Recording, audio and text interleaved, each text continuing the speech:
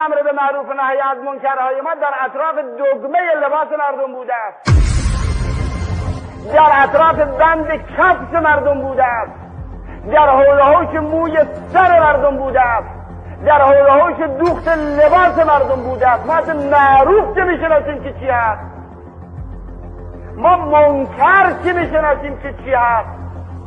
ما معروف ها رو به جای منکر میگیریم، منکرها رو گاهی وقتا به جای معروف میگیریم. ای بهتر این که ما جاهل ها امر به معروف و نهی از منکر نکنیم،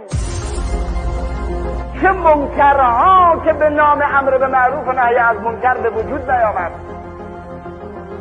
آگاهی میخواد، بصیرت میخواد، خبرت و خبرویت میخواد، دانایی میخواد، روانشناسی میخواد، جامعه شناسی میخواد تا آدم بفهمد که چجور امر به معروف و نهی از منکر بکنند. یعنی تا راه معروف تشخیص بدهد، ببینم معروف کجاست، منکر تشخیص بدهد، ریشه منکر به دست بیاورد، از کجا این منکر سرچشمه میگیرد. و لحاظا ائمه دین فرمودند جاهل بهتر این است که امر به معروف و نهی از منکر نکند. چرا؟ لانه ما یفسده اکثر مما یصلحه.